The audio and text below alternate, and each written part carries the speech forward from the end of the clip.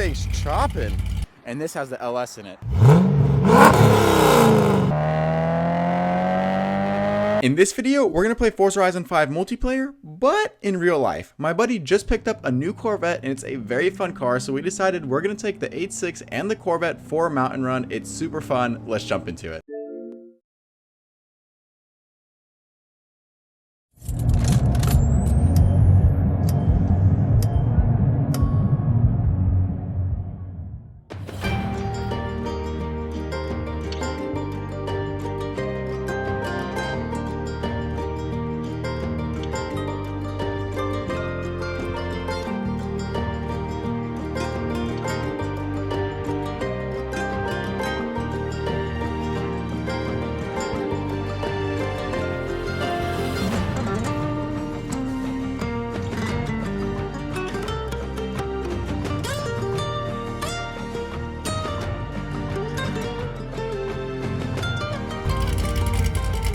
We got the cars ready.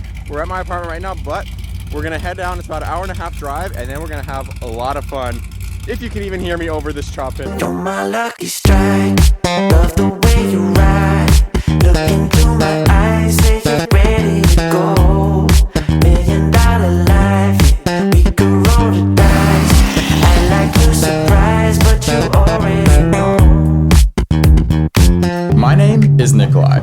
I like to film and build cool cars. If you're new here, consider subscribing and hitting the bell icon so you stay up to date. We're gonna learn a whole lot about cars and see some pretty cool stuff. Let's jump into the video. So before we actually get going on the mountain road, I do want to show you guys my setup here and how I actually record my POV driving and how I get audio. So what I actually do is if I were to have audio running from the interior of the car, so from the GoPro that's on my head, it's gonna sound very muffled and muted because the interior quality sound is a little bit different than like pure exhaust note. So what I actually do is take this lav mic and then I mount it to my trunk because it would be a little bit too much if I had it mounted to the rear bumper. So I mount it over here where the wind kind of is blocking it slightly by this little deck lid. So I actually have it set up like that. So that's recording audio. My transmitter and receiver is gonna be mounted into the trunk. I'm literally just gonna tape them back in there, and then I'm also gonna have my camera in here.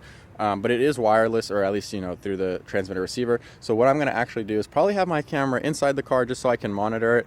But that's essentially the setup. It's pretty interesting because, you know, if you tape it up right, it's safe. And I tried putting a GoPro on the back of the car one time. It fell off, destroyed the GoPro. So I'm doing this lav mic setup, which, I mean, it literally can't fall off the car because even if it did, it would just dangle from the bumper and it's not long enough to actually hit the ground. And it is being sealed by the trunk because I do just kind of shove the wire in there. So it works out pretty well. But let's go ahead and get the GoPro set up and we'll take it for a drive. We'll also see Sean's Corvette. It'll be pretty fun. We'll also see a really nice view. So now we're headed up to Bell Mountain and it is quite a steep hill. So I'm just holding first gear here. I don't know if I could even do second gear up here. It might kind of, I don't know, it's fine, but it's definitely a very steep and narrow drive to get up. So hopefully we don't see any cars coming down, but it's gonna be a beautiful view when we get to the top. So I'm very excited to see what's gonna be up there. I'm in first gear, barely having the torque to get up these hills. It is so steep. I don't even know if it'll come up on camera how steep these hills actually are.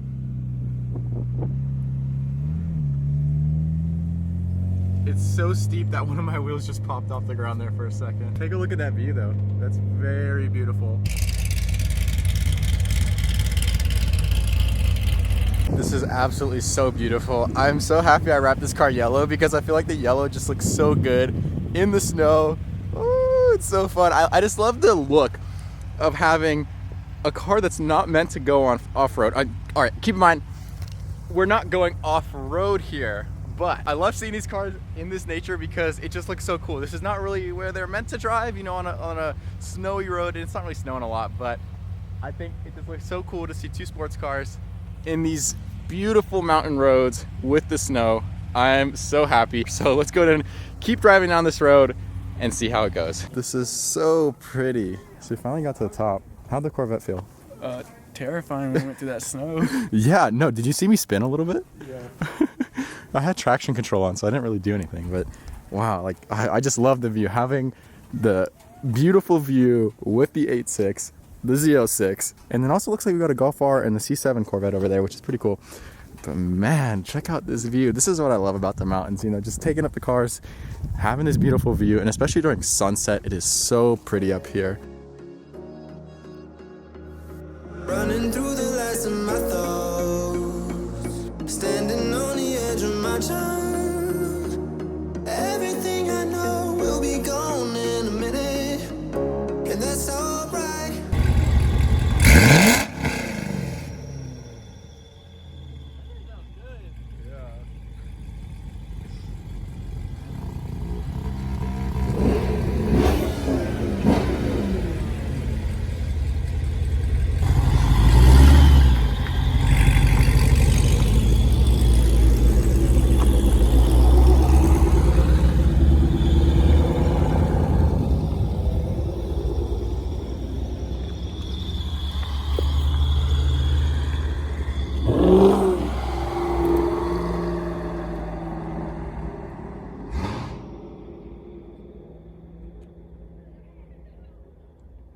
Now, let's go do some fun driving.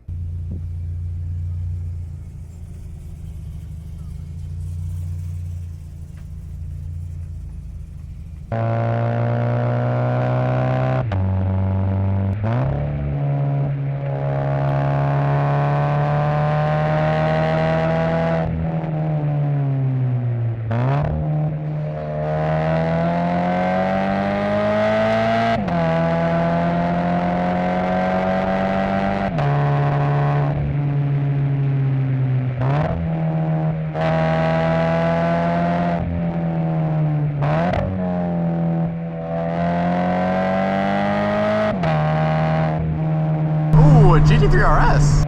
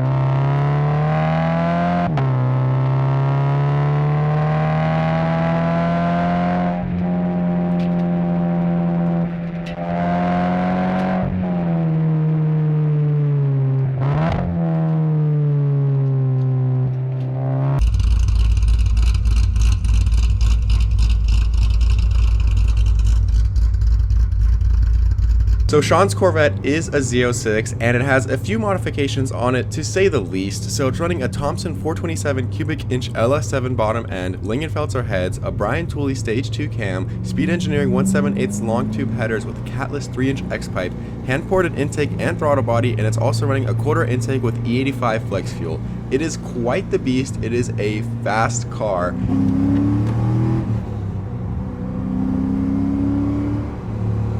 We're not taking it all out because it is our first time taking the Corvette on the mountain road, so just keep that in mind, but this car is very capable to say the least, so let's go ahead and enjoy some raw driving.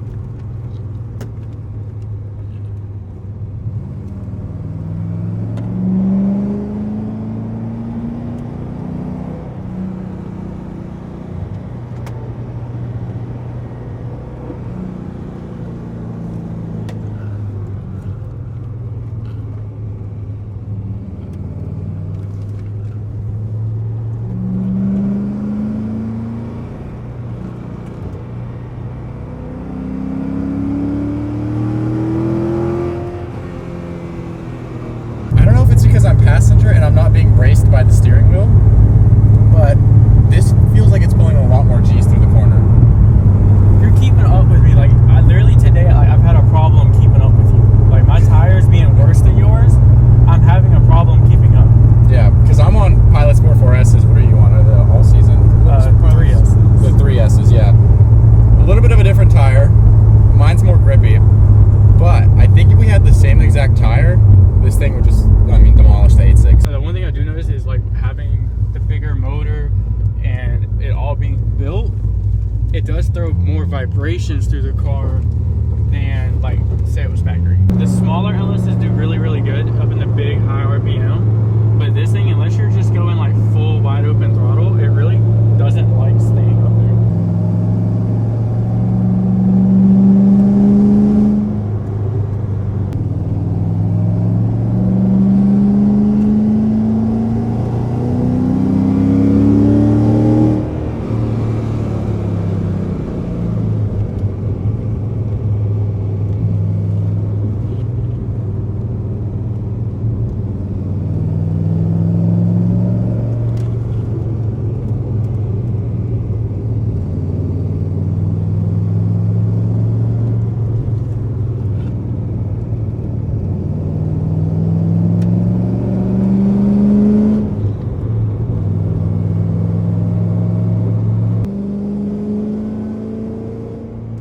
So on the ride home, unexpectedly, we found this LS swapped 86.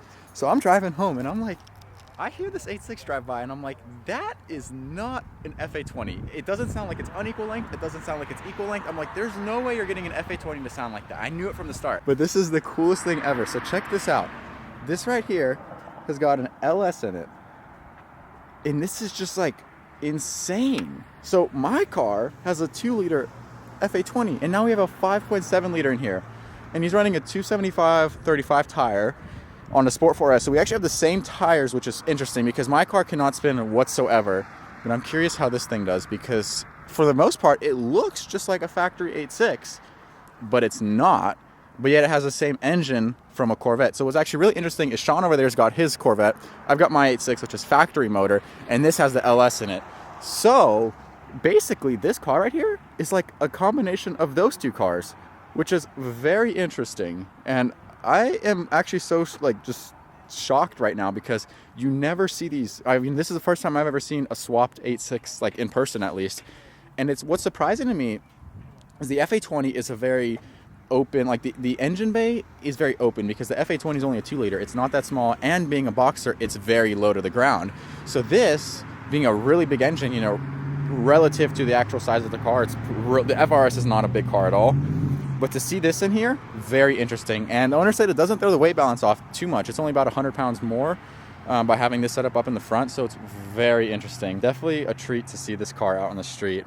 I think they all look really good together. I mean, this is truly remarkable. I'm kind of jealous. Maybe I should do this onto mine one day. I don't know. We'll either boost it or do an LS, but oh my God, I'm so in shock. I don't know. It's just, this is cool. Like this is This is unique. I mean, you don't see a lot of cars like this being swapped. Obviously, people have done this before, but most people either boost their car or, like me, I just straight up left my engine bay or my engine stock. So this is really interesting to see. So here's Sean's engine bay for comparison. That's the engine that came with the Corvette. I know it sounds obvious, but it's just kind of mind-blowing to think, like, this engine came out of a Corvette, and now it's in an 8.6. Going from a 2-liter to a 5.7. That's awesome. I mean, if you ask me, I think that's sick. And I'm kind of, I don't know, I'm just in a little bit of shock because the Corvette's a great car. You know, it can do everything. It can corner, it can do straight line. But the FRS is a smaller, lighter car. So what happens when you put the same engine into a smaller, lighter car? It just becomes more of a death trap, essentially. So that's very interesting.